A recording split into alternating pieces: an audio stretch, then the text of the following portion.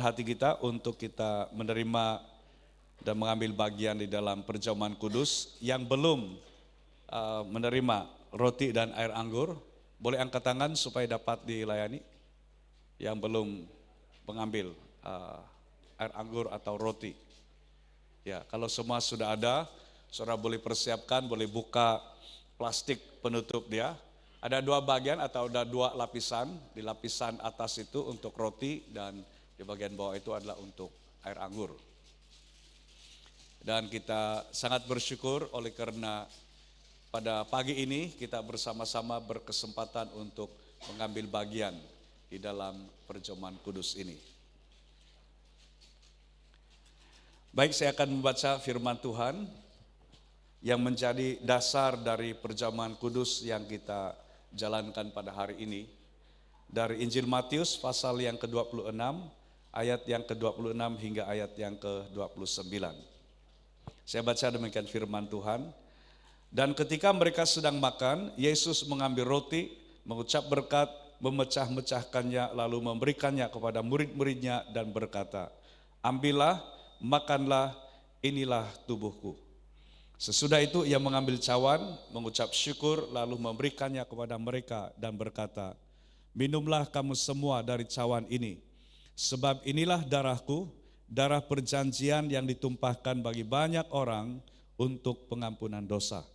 Akan tetapi aku berkata kepadamu, mulai dari sekarang aku tidak akan minum lagi hasil pokok anggur ini, sampai pada hari aku meminumnya, yaitu yang baru bersama-sama dengan kamu dalam kerajaan Bapakku." Kita bersyukur oleh karena pada pagi ini kita berkesempatan untuk mengambil bagian dalam perjamuan kudus ini. Perjamuan kudus ini dimulai oleh Tuhan Yesus sendiri dan Dia mengarahkan supaya perjamuan kudus ini diteruskan atau kita sebagai orang yang percaya kepadanya mengambil bagian melaksanakannya untuk menjadi peringatan akan Yesus.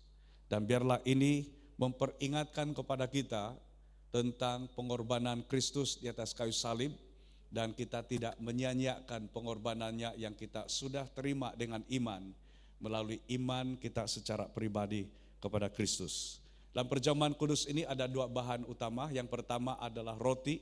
Roti melambangkan tubuh Kristus dan air anggur yang kedua ini adalah melambangkan darah Kristus. Oleh iman kitalah maka kita telah dipersatukan dengan Kristus seperti metafora dari roti ini yang kita ambil bersama. Dan oleh iman kita kepada Kristuslah kita telah ditebus dari segala dosa kita melalui metafora dari air anggur yang kita minum bersama-sama. Mari kita siapkan hati kita untuk roti dan air anggur ini. Saya mengajak kita semua mengangkat roti kita masing-masing. Pada tangan kita ada roti dan roti ini adalah roti yang biasa. Tapi yang membuat roti ini bermakna adalah erti dari roti ini, yaitu roti ini melambangkan tubuh Kristus yang telah diserahkan kepada kita.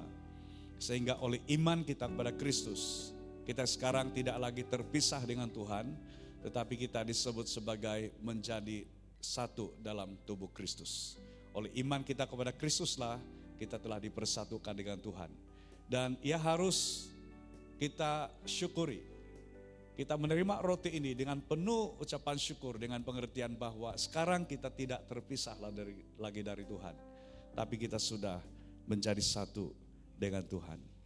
Seperti yang Yesus katakan, ketika mereka sedang makan, Yesus mengambil roti, mengucap berkat, memecah-mecahkannya, lalu memberikannya kepada murid-muridnya dan berkata, "Ambillah, makanlah, inilah tubuhku." Mari kita makan bersama-sama.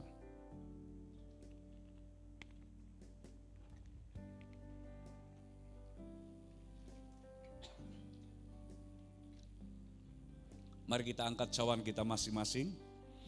Dalam cawan ini ada air anggur. Air anggur melambangkan darah Kristus. Dan darah itu adalah nyawa. Yang Yesus telah berikan kepada kita adalah nyawanya sendiri yang menjadi tukar ganti bagi nyawa kita yang seharusnya binasa akibat dari dosa dan pelanggaran kita. Tapi oleh karena kasih Tuhan yang begitu besar, Dia telah mengambil alih menjadi tukar ganti kepada kita, menerima hukuman akibat dari dosa kita, supaya oleh iman kita kepada Kristus, kita menerima penebusan oleh kuasa darah Yesus dari segala dosa dan pelanggaran kita. Firman Tuhan berkata, sesudah itu Ia mengambil cawan, mengucap syukur, lalu memberikannya kepada mereka dan berkata, minumlah kamu semua dari cawan ini, sebab inilah darahku, darah perjanjian yang ditumpahkan bagi banyak orang, termasuk saudara dan saya, untuk pengampunan dosa. Dan kita bersyukur, kita adalah orang-orang yang dosanya sudah Tuhan Yesus ampuni. Mari kita minum bersama-sama.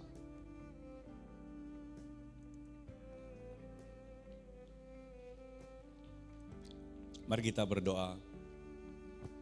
Bapa, kami bersyukur apabila pada hari ini Tuhan, kami bersama-sama melaksanakan apa yang Tuhan Engkau perintahkan kepada kami, supaya kami melakukan semuanya ini menjadi peringatan akan Engkau. Dan kami akan terus-menerus mengingat, mensyukuri, dan menghargai pengorbanan-Mu bagi kami di atas kayu salib, sehingga kami telah ditebus dari semua dosa kami. Dan bukan itu saja, tetapi kami telah dipersatukan dengan Engkau. Persekutuan kami dengan Engkau Bapa telah dipulihkan melalui pengorbanan Kristus di atas kayu salib. Tolong kami Tuhan supaya janji dari firman-Mu ini akan terus-menerus menguatkan kami, menyegarkan kami dalam Engkau Tuhan. Seperti mana Engkau janjikan bahwa Engkau akan bersama-sama dengan kami dan kami akan bersama-sama dengan Engkau untuk selama-lamanya dalam kerajaan Bapa. Dan kami bersyukur Tuhan karena janji-Mu ya dan amin. Dan sementara kami hidup dalam dunia ini, apapun cabaran, apapun pergumulan, kami akan mengingat bahwa Engkau sudah terlebih dahulu menanggung semua penderitaan kami di atas kayu salib. Dan disitulah kemenangan Engkau telah berikan kepada kami. Dan pada hari ini Tuhan, kami menerima dan kami mensyukuri kemenangan yang Engkau sudah selesaikan dan Engkau telah berikan kepada kami. Terima kasih Bapa. Sebentar ini kami akan mendengar firman-Mu. Beri kami roh hikmat dan wahyu untuk kami mengerti kebenaran-Mu. Dan biarlah kebenaran dari firman-Mu ini menguatkan kami, meneguhkan kami, dan memberikan kepada kami kekuatan yang baru. Kami disegarkan, bahkan kami dituntun di dalam kebenaran, yang mana kami akan hidup sesuai dengan apa yang Tuhan inginkan di dalam kehidupan kami. Terima kasih Bapa. Ini doa kami, di dalam nama Yesus, Roh Kudus berbicaralah dalam hati kami. Dalam nama Tuhan Yesus kami berdoa. Amin. Amin. Kita bersyukur pada minggu yang lepas kita telah melaksanakan satu acara yang sangat bermakna bagi gereja kita, SAB Glow Serdang, di mana kita bersama-sama mengucap syukur untuk sambutan ulang tahun yang ke-30 bagi gereja kita yang sebelum ini dikenali sebagai SAB Serdang, dan bila dijenamakan semula kita sekarang dikenali sebagai SAB Glow Serdang. Seperti yang saya jelaskan, sama ada di mesyuarat tahunan yang mana penjenamaan semula menjadi SAB Glow Serdang ini adalah melalui usul dari ucapan dasar pastor dan dibahas serta diterima sepenuhnya oleh perwakilan, yaitu jemaat yang mengikuti dan menghadiri mesyuarat tahunan itu. Bahwa SAB Glow Serdang, saya tekankan sekali lagi, SIB adalah denominasi gereja kita, Sidang Injil Borneo. Dan Glow adalah identity atau panggilan gereja ini. Dan Serdang adalah lokaliti kita atau lokasi di mana kita berada. Dan kita bersyukur dalam 30 tahun, saya percaya tangan Tuhanlah yang telah memimpin kita, menuntun kita sampai pada hari ini. Dan kalau sekiranya kita imbas kembali 30 tahun yang lepas, kalau seandainya gereja ini berhenti untuk melayani jiwa-jiwa, maka saudara dan saya tidak ada di sini pada hari ini. Dan saya dan istri mulai melayani di gereja ini, SAB Glo Serdang, pada 1 Januari 2008. Dan sekarang sudah dalam 17 tahun bersama-sama dengan kita. Ada seorang sahabat saya bila mengetahui sudah 17 tahun bersama kita di SAB Glo Serdang, dia katakan begini, sudah waktunya Pastor pertimbangkan untuk balik ke Sabah. Dan yang itu biar Tuhan yang menuntun kita bersama-sama, namun masih ada perkara yang kita perlu selesaikan bersama-sama untuk gereja kita di SAB Glo Serdang ini, yang saya percaya itu adalah satu message yang kita masih untuk beberapa waktu ini bersama-sama membangun gereja Tuhan di SAB Glo Serdang ini. Nah, pada pagi ini saudara, saya ingin mengongsikan firman Tuhan. Dari firman Tuhan ini dari Injil Markus pasal yang ke-9 ayat 21 hingga ayat yang ke-24. Namun kita boleh membaca firman Tuhan ini secara keseluruhannya dari keseluruhan bahagian di dalam konteks dari apa yang saya kongsikan pada pagi ini. Cuma saya membaca beberapa ayat ini dari ayat 21 hingga ayat yang ke-24, dan saya baca demikian firman Tuhan. Kita ikuti firman Tuhan ini dari Alkitab masing-masing atau seperti yang dipaparkan. Lalu Yesus bertanya kepada ayah anak itu, "Sudah berapa lama ia mengalami ini?" Jawabnya, "Sejak masa kecilnya. Dan seringkali roh itu menyeretnya ke dalam api ataupun ke dalam air untuk membinasakannya. Sebab itu jika engkau dapat berbuat sesuatu, tolonglah kami dan kasihanilah kami." Jawab Yesus, "Katamu jika engkau dapat, tidak ada yang mustahil bagi orang percaya." Segera ayah anak itu berteriak, "Aku percaya, tolonglah aku yang tidak percaya ini." Sedikit latar belakang dari kisah ini, waktu Yesus dan 3 muridnya, yaitu Petrus, Yakobus, dan Yohanes, dibawa Yesus untuk naik ke gunung atau ke bukit untuk berdoa. Setelah mereka turun, ada satu kerumunan orang yang riuh, dan itu termasuk murid-murid di situ. Dan Yesus bertanya apa yang berlaku, dan dikatakan bahwa ada seorang anak yang kerasukan roh jahat, dan roh jahat itu coba diusir oleh murid-murid Yesus, tapi murid-murid Yesus pun tidak dapat mengusir roh itu. Lalu terjadilah pertanyaan ataupun percakapan di antara Yesus dan Bapa kepada anak yang kerasukan setan ini. Anak yang kerasukan setan ini dibisukkan oleh roh yang dikatakan roh yang membisukkan. Dan selain daripada bisu, dia juga tuli. Dan sewaktu-waktu roh itu membuat anak ini terpelanting dan tidak sadarkan diri, sehingga sampai di mulutnya berbuih atau berbusa. Dan seringkali roh itu melemparkan anak ini dekat api atau di dalam sungai atau di dalam air. Dan ini adalah satu perkara yang biasanya berlaku kalau sekiranya sudah tahu tentang satu jenis penyakit yang selalu, kalau dahulu orang selalu katakan yang gila babi. Pernah dengar jenis penyakit ini? Itu penyakit sawan sebenarnya. Dia tahu kenapa disebut gila babi. Banyak binatang yang lain, babi lah yang kena. Babi juga yang gila. Dan saya pernah menyaksikan ini waktu di usia remaja saya, dan dia ini mempunyai penyakit sawan. Kami terkejut waktu sebelum ibadah bermula di gereja, dan kami masih berkumpul atau bercerita di halaman gereja. Tiba-tiba anak ini terjatuh, kemudian dia macam menggelupur, kemudian mulut dia berbusa. Saya sangat ketakutan melihat keadaan anak itu karena saya belum pernah melihat. Salah seorang sepupu saya yang mana dia lebih tahu tentang hal itu, dia berkata begini, oh itu kena sawan atau yang selalu orang sebut gila babi. Nanti selepas ini dia akan oke balik. Dan beberapa menit kemudian dia jadi baik. Dan sebelum itu dia berlari-lari dengan anak-anak yang lain. Dan tiba-tiba dia terjatuh dan berlaku seperti itu. Dan apa yang terjadi, selepas beberapa menit dia bangun balik, dia cergas balik, ambil waktu rehat sebentar dan mulai berlari-lari lagi dengan anak-anak. Nah, satu masa saya dengan sepupu saya di rumah dia, kami sedang bercerita, itu sudah gelap sekitar jam 6.30 kalau di Sabah, jam 6.30 itu sudah gelap. Kalau kita di Semenanjung jam 7.30 itu baru gelap. Ya.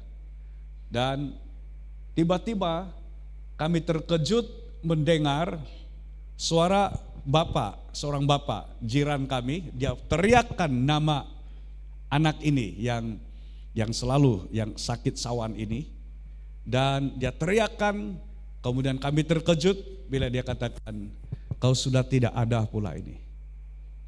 Maksudnya dia sudah meninggal.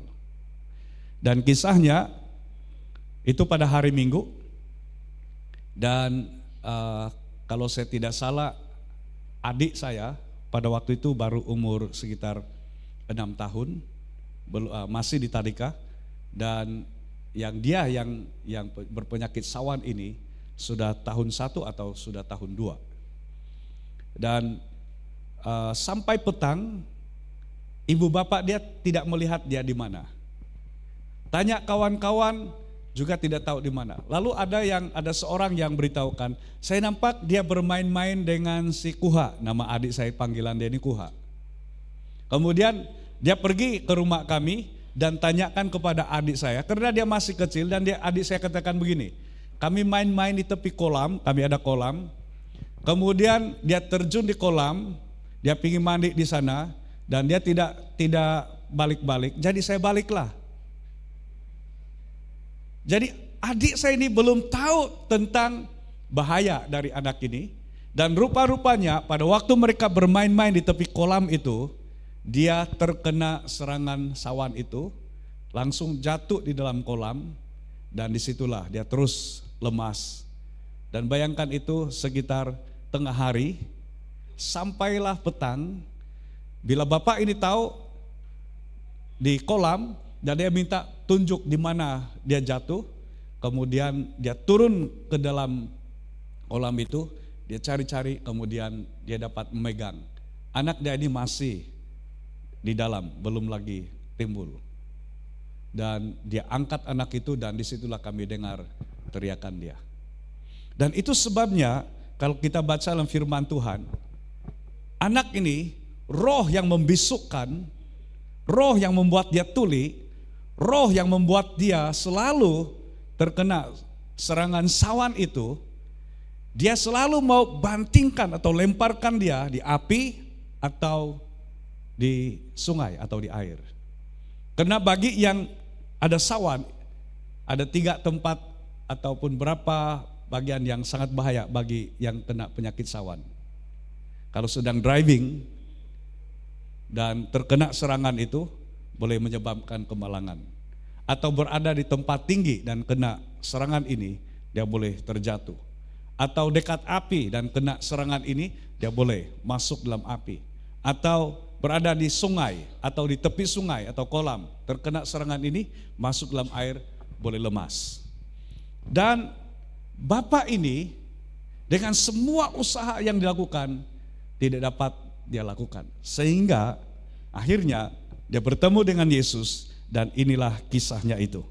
Dan bapak ini memberikan informasi tentang anak ini yang Yesus sebenarnya tahu, tapi Yesus ingin supaya kita tahu tentang anugerahnya di dalam apapun keadaan, dalam apapun situasi kita. Yang menarik di dalam pembacaan ini, waktu saya membaca dan mempelajari firman Tuhan ini, adalah di ayat 23 dan ayat 24, dan khususnya ayat 24. Perhatikan di sini percakapan Yesus dengan bapak anak ini. Jawab Yesus, katamu jika engkau dapat. Sebab sebelumnya ayat itu katakan di ayat yang ke-22. Sebab itu jika engkau dapat berbuat sesuatu, tolonglah kami dan kasihanilah kami. Bagi Yesus, pertanyaan ini seharusnya tidak muncul.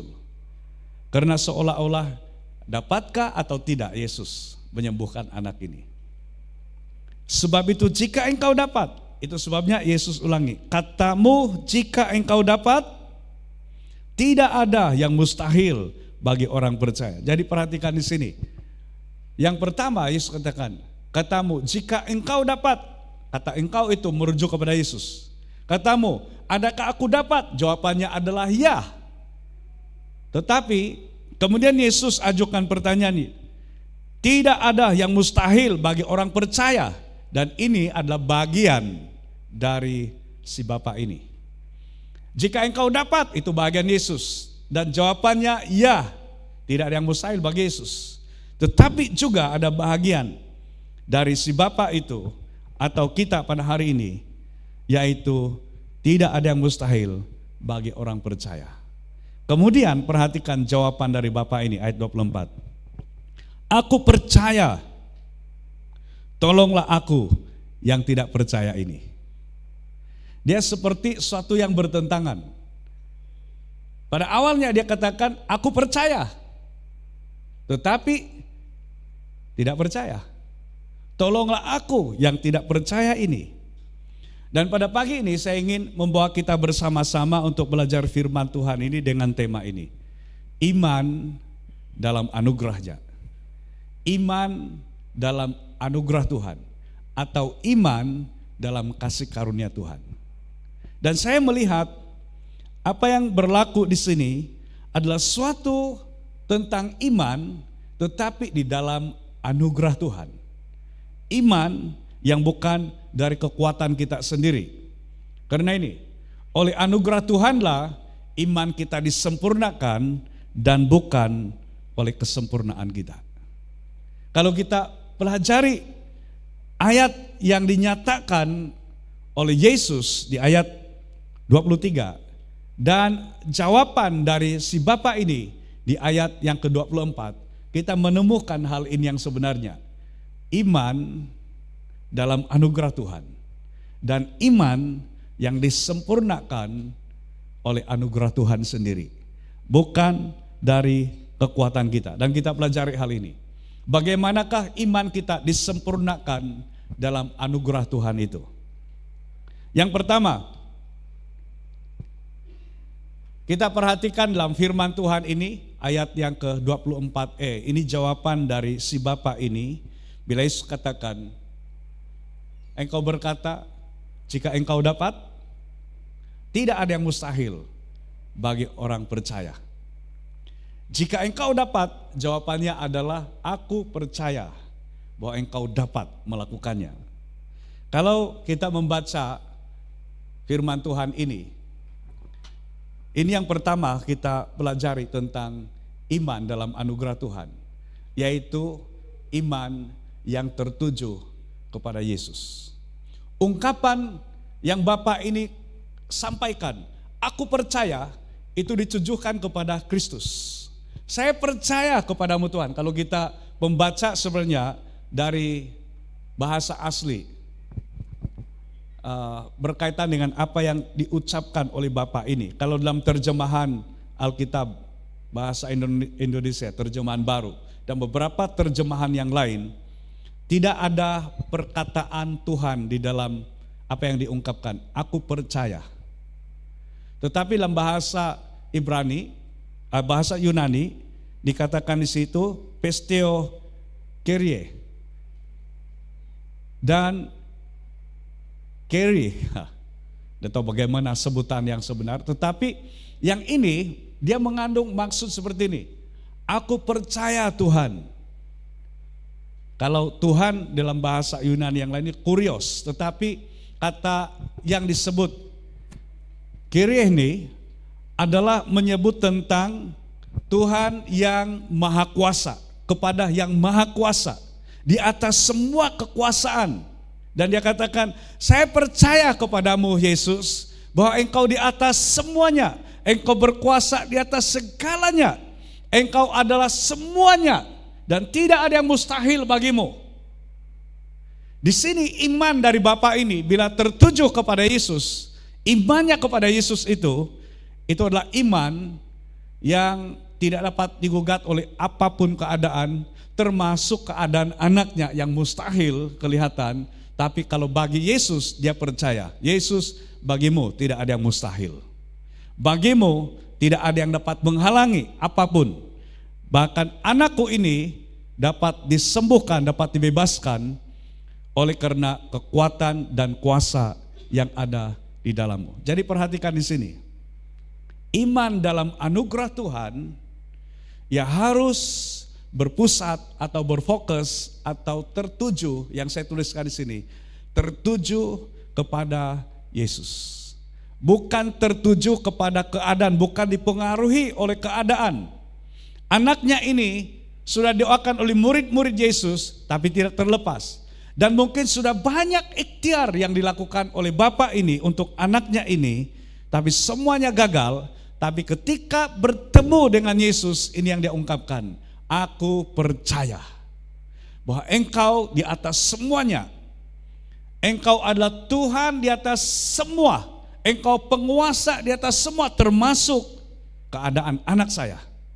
Dan itu yang dia ungkapkan dari kata aku percaya. Dan percayanya ini adalah satu percaya yang begitu indah sekali. Baik kita pada hari ini, bila kita mengatakan begini, aku percaya, aku beriman, tujukan iman kita itu kepada Yesus. Karena apabila tujuan iman kita atau fokus kepada iman kita itu adalah semata-mata kepada keadaan. Kalau Bapak ini, dia tujukan imannya berdasarkan keadaan anaknya, memang dia tidak akan dapat melewati, menghadapi situasi itu. Tapi pertama-tama iman dalam anugerah Tuhan itu adalah kita tujukan iman kita kepada Kristus yang tidak pernah berubah dahulu, sekarang, dan sampai selama-lamanya. Iman kita harus tertuju kepada pribadi Kristus, yaitu tentang siapa dia, bukan kepada diri kita, bahkan bukan kepada kemampuan kita. Dan inilah maksud dari apa yang Bapak ini katakan, aku percaya. Nah sekarang kita lihat yang kedua. Dan ini yang terakhir saya mau sampaikan pagi ini. Dia responi apa yang Yesus katakan, tidak ada yang mustahil bagi orang percaya. Kalau yang pertama, Yesus katakan, engkau berkata, jika engkau dapat, jawabannya adalah, aku percaya. Aku percaya bahwa engkau dapat. Engkau lebih daripada semuanya. Engkau lebih daripada segala sesuatu. Tapi bila Yesus katakan, tidak ada yang mustahil bagi orang percaya, itu ditujukan kepada diri si Bapa itu. Dan kepada diri kita sekarang, perhatikan jawaban dari Bapa ini. Tolonglah aku yang tidak percaya ini. Sekali lagi, kelihatan bertentangan. Tapi kita belajar, iman dalam anugerah Tuhan sebenarnya adalah ini. Yang kedua, iman yang jujur atau iman yang tulus. Bapak ini, dia mengerti dan dia mengakui sejauh mana keadaan diri dia di hadapan Tuhan. Kalau tadi aku percaya, itu tertuju kepada siapa Yesus bagi dia. Tolonglah aku yang tidak percaya ini sekarang adalah tentang diri dia. Yang sekarang ini mau mempercayai Yesus, tetapi dengan semua kelemahan, dengan semua keterbatasan dia bawakan kepada Yesus semuanya dengan tulus, dengan jujur. Tolonglah aku yang tidak percaya ini. Dan Tuhan tidak marah dengan kita dalam hal ini. Bahkan Tuhan sangat menghargai kejujuran dari Bapak ini bila dia mengakui, tolonglah aku yang tidak percaya ini. Ada waktunya ketika kita berhadapan dengan situasi, kita tetap percaya kepada Tuhan, tapi di dalam diri kita sendiri kita banyak berdepan dengan keraguan-raguan, ketidakyakinan. Dan Tuhan sedia mendengar apa yang kita sedang alami, apa yang sedang kita rasakan, apa yang kita sedang gumuli dalam hidup kita. Tuhan bersedia untuk mendengarnya. Dan seperti yang Bapak ini katakan, tolonglah aku yang tidak percaya ini. Ini sebenarnya memberi makna seperti ini. Tolonglah saya agar saya lebih percaya kepadamu. Atau dengan kata lain, tolonglah saya dari semua keraguan-raguan yang menguasai saya. Tolonglah saya supaya saya dapat mengatasi ketidakpercayaan saya berdasarkan keadaan anak saya, berdasarkan pengalaman yang saya pernah lewati, berdasarkan semua usaha yang saya telah lakukan dan semuanya gagal. Tolonglah saya dari trauma yang saya telah alami, yang telah saya lewati. Tolonglah saya Tuhan, karena ini keadaan saya sekarang. Saya sangat percaya kepadamu, tapi banyak trauma di dalam diri saya. Dan saya memerlukan Engkau, supaya iman saya, sebagaimana saya percaya kepadamu, itulah yang terjadi di dalam diri saya. Dan tidak ada keraguan-raguan lagi. Waktu saya mempelajari firman Tuhan ini dan menghayatinya, itu sangat menghiburkan dan menguatkan. Bahwa iman dalam anugerah Tuhan, dia bukan menuntut kesempurnaan kita. Kalau kita membaca tokoh-tokoh iman yang dicatatkan dalam Ibrani 11, mereka adalah orang-orang yang dikatakan beriman.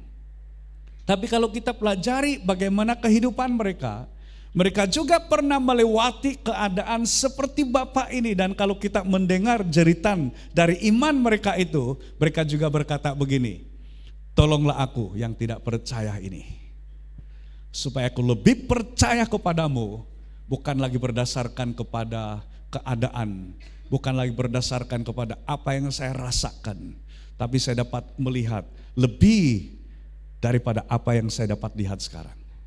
Dari penglihatannya, dari apa yang dia lihat terhadap anaknya, itu memang mustahil. Tapi dia ingin supaya dia dapat mengatasi hal yang mustahil itu menjadi tidak mustahil. Tolonglah aku yang tidak percaya ini.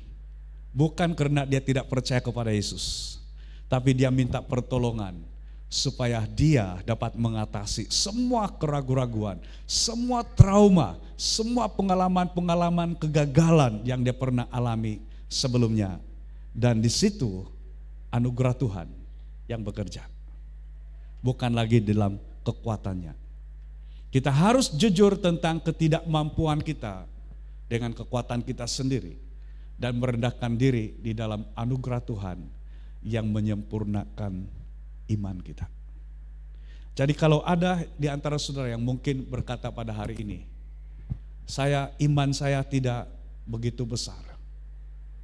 Kan ada satu lagu yang, imanku tak cukup besar, cukup apa itu? Sebiji, sebutir pun saja. Itu sebabnya Yesus katakan, kalau iman kamu sebesar biji sesawi, yang maksudnya adalah kalau iman kita itu adalah iman yang berada di dalam anugerah Tuhan, maka yang bekerja itu sebenarnya adalah Tuhan yang bekerja melalui iman kita. Tapi dimulai dengan hal ini, seperti pengalaman dari Bapak ini, dan seperti yang Pak Yesus katakan kepada Bapak ini, jika engkau dapat, bila kita berhadapan dengan situasi sukar, maka kita harus jawab pertanyaan yang pertama ini terlebih dahulu. Adakah Yesus dapat? Adakah Yesus sanggup? Adakah Yesus dapat melakukan jauh daripada apa yang kita pikirkan? Dan biarlah jawaban kita adalah ya. Bapak ini katakan, aku percaya. Itu adalah jawaban terhadap jika engkau dapat. Tapi yang kedua adalah, tidak ada yang mustahil bagi orang percaya. Sejauh mana kita percaya hari ini? Sejauh mana kita beriman hari ini? Kalau sekiranya banyak keraguan-keraguan di dalam diri kita, luahkan dengan jujur di hadapan Tuhan. Tolonglah aku yang tidak percaya ini. Disitulah kita akan mengalami anugerah Tuhan dalam iman kita. Dan saya akhiri dengan ini. Iman kita menjadi kuat dan kita akan mengalami kuasa Tuhan yang bekerja di tengah-tengah ketidakmampuan kita. Dan semuanya itu terjadi oleh karena anugerah Tuhan dan dalam anugerah Tuhan. Sekali lagi, dalam anugerahnya, dalam anugerah Tuhan, baik kita SIB Glow Serdang, iman kita menjadi kuat, kita akan mengalami kuasa Tuhan yang bekerja di tengah-tengah ketidakmampuan kita. Bapak ini setelah pertemuan dengan Yesus, kita tahu akhir dari cerita ini, Yesus perintahkan roh yang membuat anak ini bisu untuk keluar dari anak itu. Dan anak ini disembuhkan, anak ini menjadi normal, anak ini mengalami kelepasan. Dan Bapak ini, dia telah menyaksikan anugerah Tuhan melalui imannya kepada Yesus. Sekali lagi, Yesus juga bertanya kepada kita hari ini, katamu, jika engkau dapat, adakah Yesus dapat? Apa jawaban kita? Mari kita jawab dengan jujur. Arahkan iman kita kepada Yesus dan kita katakan, aku percaya. Aku percaya Tuhan, Engkau lebih dari apa yang saya harapkan. Engkau mengatasi segala sesuatu. Dan apabila Yesus berkata, tidak ada yang mustahil bagi orang percaya, mari bersama-sama responi dengan aminkan. Ya, tidak ada yang mustahil bagi orang percaya. Dan saya memilih untuk percaya sepenuhnya. Dan tolong saya Tuhan, ketika ada keraguan-raguan, ketika ada trauma, ketika pengalaman-pengalaman yang sukar, coba untuk mempengaruhi pikiran, perasaan saya, tolonglah saya, supaya saya tetap percaya kepadamu dan tidak goyah. Itulah yang maksudkan, tolonglah aku yang tidak percaya ini. Mari kita bersama-sama datang kepada Tuhan. Saya ingin mengajak kita bersama-sama menyanyikan lagu ini. Ku percaya janjimu ajaib, terukir dalam kehidupanku. Ku berserah di dalam kekuatanmu, hanya Kau segalanya bagiku. Ku percaya janjimu ajaib, terukir dalam kehidupanku. Ku berserah di dalam kekuatanmu. Ku percaya. Mari kita berdiri bersama-sama dan kita nyanyikan lagu ini.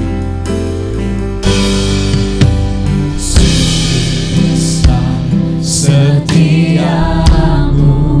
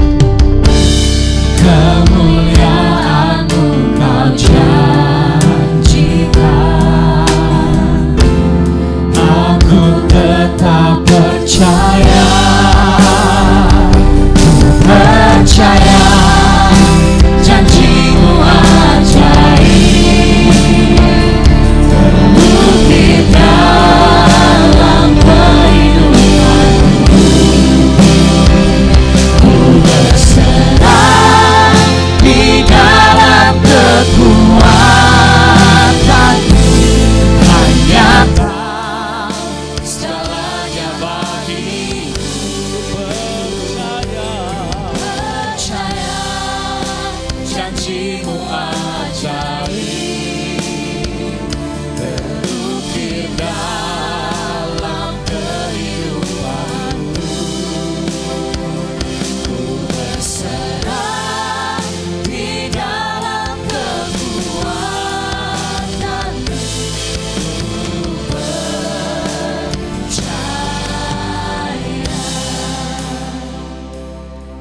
Pada pagi ini saudara, saya tergerak untuk mendoakan beberapa di antara saudara dengan beberapa situasi ini. Yang pertama, saya mau mengajak untuk didoakan. Ada di kalangan kita di sini yang tergolong sebagai warga emas. Yang maksudnya 60 tahun, umur dia 60 tahun ke atas. Termasuk Bapak Cecilia. Boleh bawa ke depan di sini. Kalau ada yang selain daripada Bapak ini, boleh maju di depan dan kita akan doakan.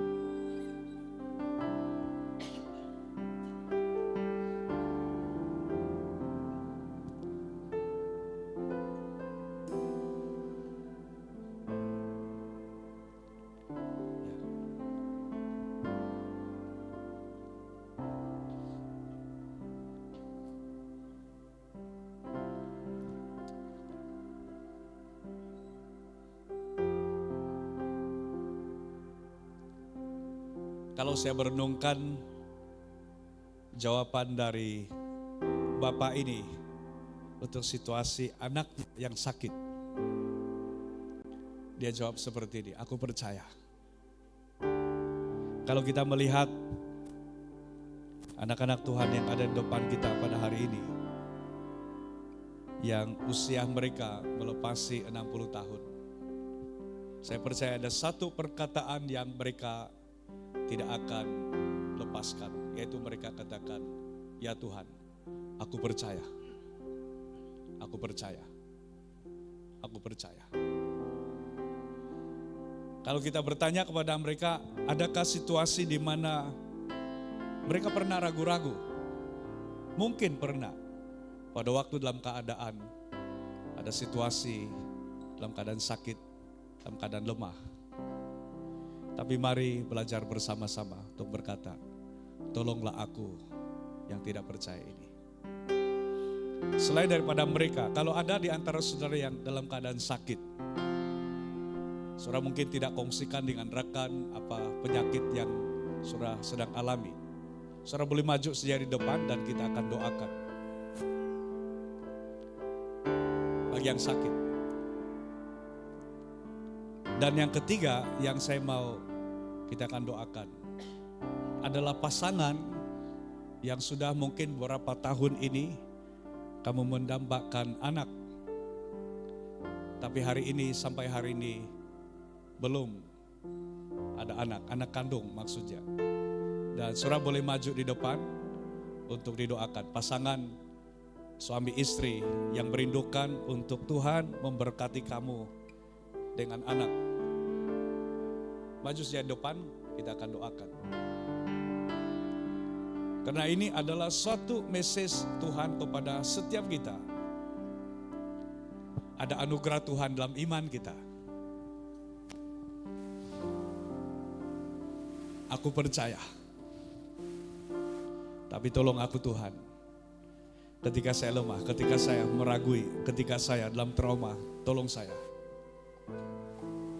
Tolong saya Tuhan.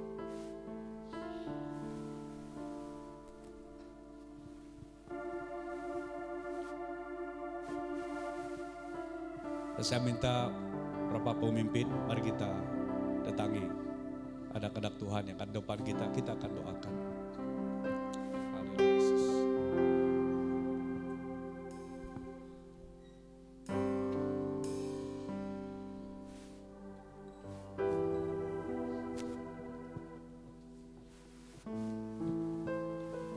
Dan semua jemaat Tuhan yang lain, mari sokong rekan-rekan kita ini dengan doa.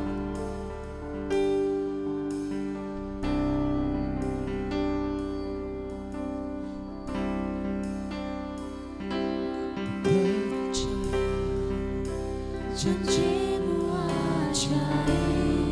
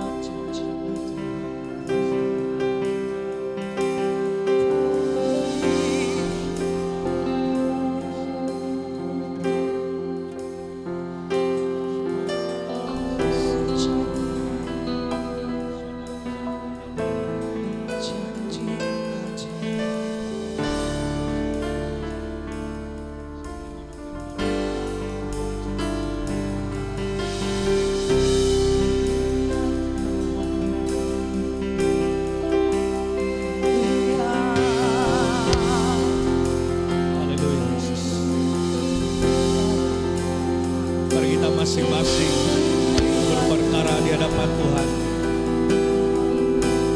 Apa yang kau perlukan pertolongan dari Tuhan pada hari ini? Engkau berkata, engkau berseru dengan jujur kepada Tuhan Yesus, tolonglah aku yang tidak percaya ini. Tolonglah aku dari ketidakmampuanku ini. Tolonglah aku dari pergumulanku ini. Tolong aku Tuhan, karena aku tidak mampu. Aku tidak dapat. Karena Yesuslah kekuatan kita. Dialah yang menolong. Dialah yang sempurna itu.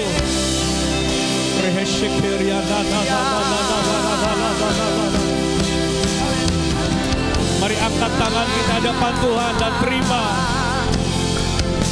anugerah Tuhan di dalam iman yang meneguhkan kita di dalamnya.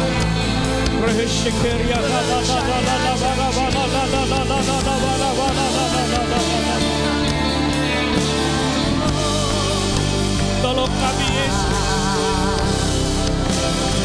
Tolong kami dalam ketidakpercayaan dan keraguan kami. Tolong kami Tuhan dalam ketidaksempurnaan kami. Tolong kami dari kelemahan-kelemahan kami. Tolong kami Tuhan dari semua keterbatasan yang kami alami. Biar kami melihat kuasa-Mu, anugerah-Mu itu yang bekerja di dalam kami. Terima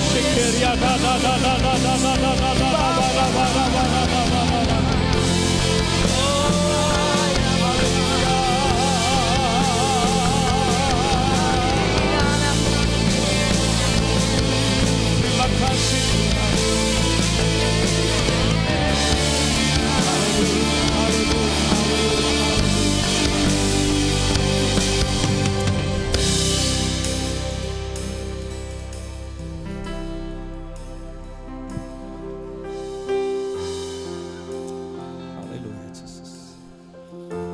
Saya berdoa untuk semua kami yang ada di sini pada pagi ini Tuhan. Kami bersyukur oleh karena di dalam-Mu, walaupun iman kami secara pribadi, ada waktunya kami seperti Bapa ini, perlukan pertolongan-Mu dari ketidakpercayaan kami. Tapi satu yang tidak berubah, apabila kami melihat kepada-Mu Yesus, Engkau tetaplah yang Maha Kuasa. Engkau tetaplah di atas segala-galanya. Tolong kami Tuhan supaya kami tidak dipengaruhi oleh keadaan. Kami tidak dipengaruhi oleh apa yang kami sedang alami, apa yang sedang kami rasakan. Tapi sungguh-sungguh terarah kepada-Mu. Dan saya berdoa setiap anak-anak-Mu yang berseru kepada-Mu dengan jujur, dengan tulus, dengan ikhlas kepada-Mu hari ini. Penyerukan mohon pertolongan daripada-Mu. Seperti Bapa ini yang berkata, tolonglah aku yang tidak percaya ini. Saya berdoa supaya kami mulai melihat bahwa bagi kami yang percaya kepada-Mu, tidak ada yang mustahil. Dan kami akan dapat mengatasi hal-hal mustahil bagi manusia oleh karena anugerah-Mu yang bekerja di dalam kami. Baik dari sakit penyakit, dari pergumulan apapun dalam keuangan, masa depan, dalam pembelajaran, pekerjaan, dalam apapun, biarlah kami melihat bahwa bagi kami yang percaya kepada-Mu Tuhan, segala sesuatu tidak ada yang mustahil. Dan biarlah kami dapat menjalani ini dalam anugerah-Mu, bukan lagi dengan kekuatan kami sendiri, tapi dalam kekuatan-Mu yang menyertai, yang bekerja di dalam kami. Terima kasih Bapa untuk firman-Mu ini. Biarlah kebenaran ini menguatkan, menyegarkan, dan meneguhkan kami di dalam Engkau Tuhan. Terima kasih Bapa, di dalam nama Tuhan Yesus kami berdoa. Dan kita yang sudah terima berkat Tuhan ini, mari kita katakan bersama, amin, amin, haleluya. Baik, kita akan bersama Tuhan. Baik, sebelum kita mendengar beberapa pengumuman, Mari kita siapkan hati kita untuk kita memberi persembahan kita kepada Tuhan, baik melalui persembahan persepuluhan maupun persembahan khusus yang kita berikan kepada Tuhan. Ada dua kaidah untuk kita dapat memberi. Yang pertama, pindahan secara online ke nomor account gereja yang tertera di hadapan. Dan yang kedua adalah kita boleh memberi secara tunai, ada sampul persembahan yang telah disediakan oleh Asya atau diedarkan oleh Asya, dan yang memerlukan nanti boleh mendapatkannya dari pihak Asya. Dan saudara boleh di dalam sampul surat persembahan itu ada slip persembahan, saudara boleh tuliskan untuk tujuan apa persembahan yang saudara berikan, dan ketika keluar nanti ada kotak persembahan yang diletakkan di belakang di situ, dan saudara boleh letakkan di sana. Mari kita berdoa sebelum kita memberi. Bapa, kami bersyukur oleh karena kami tahu Engkaulah sumber berkat dan Engkau adalah sumber kekuatan dan hikmat untuk kami memperoleh berkat. Tuhan, biarlah setiap anak-anak-Mu yang ada di gereja ini diberkati oleh Tuhan. Diberkati dengan hikmat, diberkati dengan kekuatan, dan diberkati dengan kebijaksanaan dari Tuhan untuk mengelola berkat yang Tuhan percayakan kepada kami. Berkati persembahan persepuluhan maupun persembahan khusus yang diberikan oleh anak-anak-Mu dan pihak kepimpinan yang menguruskannya. Tuhan, Engkau yang memberikan hikmat kepada kami untuk menguruskan semuanya itu. Terima kasih Bapa, ini doa kami. Dalam nama Tuhan Yesus kami ucap syukur, kami berdoa. Amin. Baik, sementara saudara memberi, ada beberapa pengumuman yang saya mau kongsikan kepada kita pada pagi ini.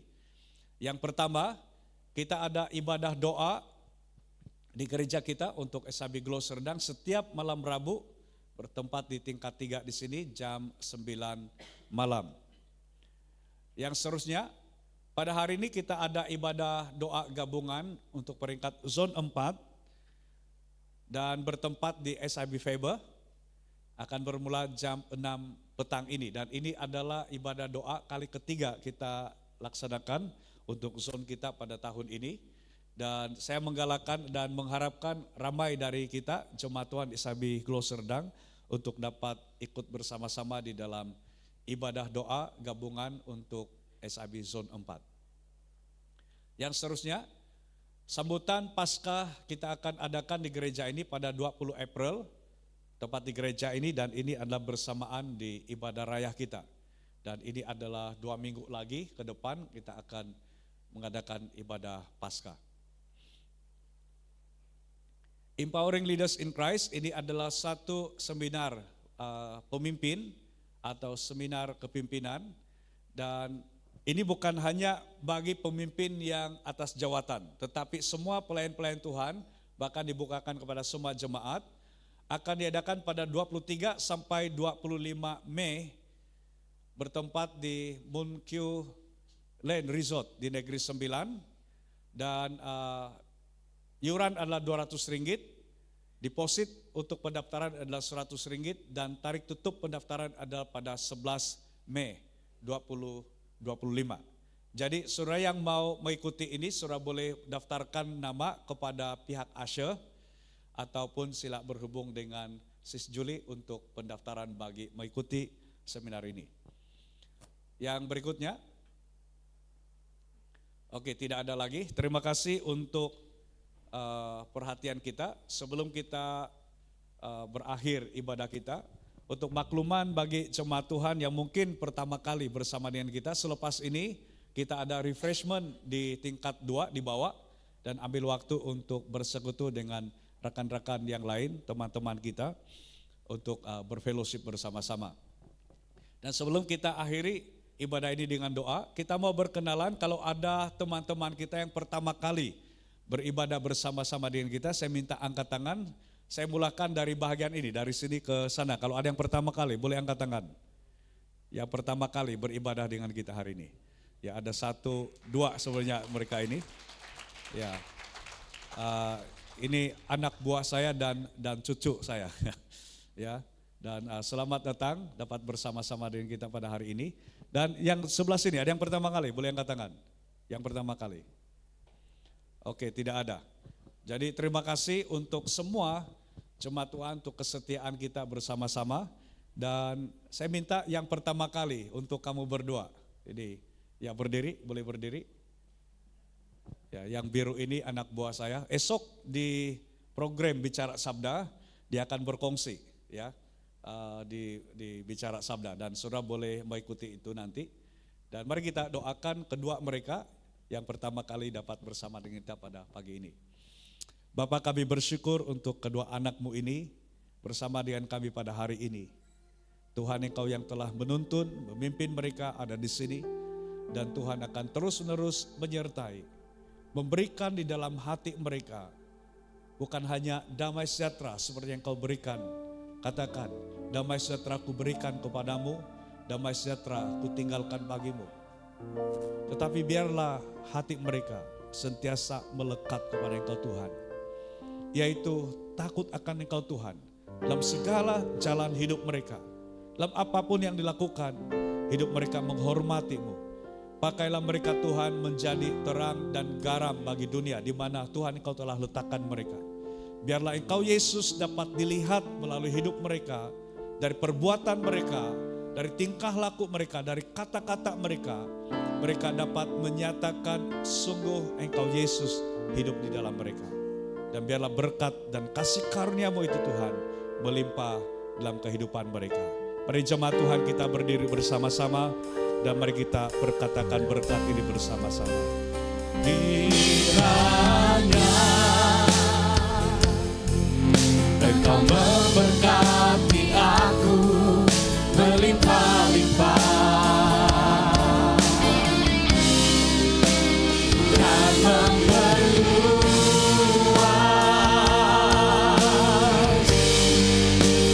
daerahku.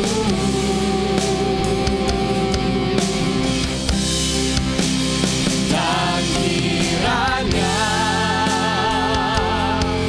tangan-Mu menyertai aku dan melindungi aku daripada malapetaka,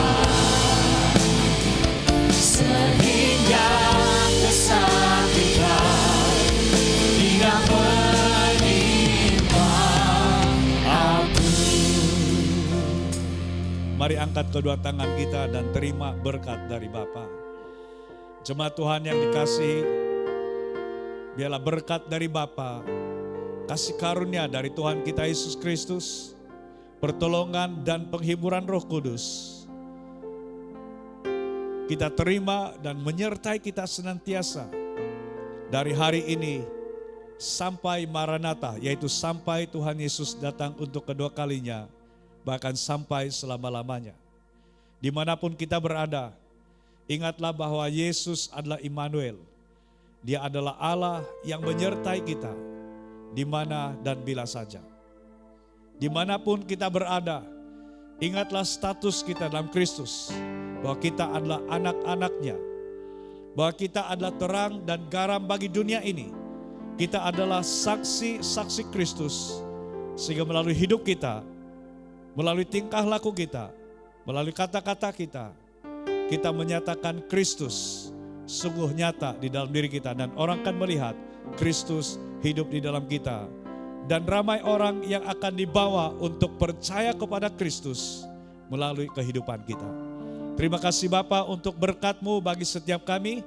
Biarlah anugerah-Mu yang kami sudah terima, kami akan terus-menerus nikmati, bahkan dapat diterima dan dinikmati oleh orang lain juga. Terima kasih Bapa, kami sambut berkat-Mu ini dengan penuh ucapan syukur di dalam nama Tuhan Yesus. Dan kita yang sudah terima berkat Tuhan ini, mari kita katakan bersama, amin, amin. Haleluya. Baik, bagi peserta